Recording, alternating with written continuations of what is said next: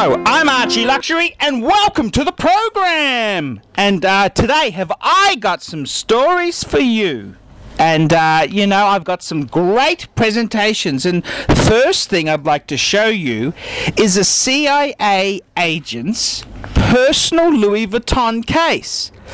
Now this I could not make this shit up myself. This is a true story. I had a big fan of the Archie Luxury program, and he shared with me, and I'm going to actually reveal some photos that are very confidential. It shows you his Secret Service CIA type passport. Now, just like all my loyal Archie Luxury fans, you're not going to tell any Soviet agents, okay? So please, if you're a huge fan of Archie Luxury, I'd like you to you know, be discreet and not tell any Russians or North Koreans or Chinese agents unless they're good in bed with you. You know, make sure if you do tell some agents, you do get some good wenches, and you know, I mean, I'm just saying, you know what I mean. You know what I mean. Okay.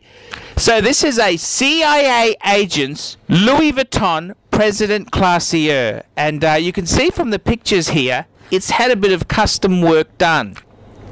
And I had this guy who wrote to me, and he was asking me about his father. His father was a CIA agent operative, and what had happened is he inherited this briefcase, and his father was a CIA agent, and it's quite interesting. It's a vintage Louis Vuitton monogram President, and it has a false bottom. It's activated by a brass Louis Vuitton pin, and that's removed from the outside, then inserted in a missing tack hole. It's a fantastic piece. It was a gift from his father, who was a top-ranking CIA official, and he was working at the American Embassy during the 70s. And if there's any counter agents, Soviet, North Korean, who can confirm this, please just leave a comment on the video here. And it's a type of briefcase that's handed down from spy to spy. And I gotta tell you, one of my favorite all-time movies is Spies Like Us with Chevy Chase, and I bagged the Russian with the Russian woman with the sexy hat. That's who I bag. And he's asked me about it. He said, "Is this authentic? Where can he get keys for it? And what's its value? And if he wanted to sell it, how would he sell it? Would he sell it to a spy memorabilia collector or a Louis Vuitton collector?" And he's asked me if he did want to sell it, how would he do that? Now, I've come back to him, and what I've said to him is, I said, look, it's authentic. No problems at all. It's an authentic Louis Vuitton President Classeur. However, it's had work done inside. The interior is different. Okay, so it's definitely had work done. These CIA type operatives have done work for it, and it's probably done in the CIA lab. And you know, you know, this is the days of espionage and all that sort of stuff. And up close, the workmanship of the secret mechanical opening device is first rate. Well, you'd expect it. This is America, for God's sake.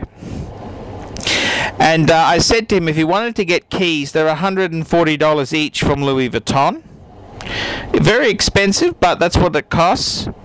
And I said to him, look, what's its value? I said, well, look, this type of thing, you need proof it was a CIA operative's briefcase. If you need proof that the CIA actually did this modification, I said, otherwise, what's to say that your father isn't some mental patient who had a thing for being a spy and did this shit at home in his spare time? I said, you need provenance, you need documentation to say it was a CIA type thing. I said any proof is going to add to its value.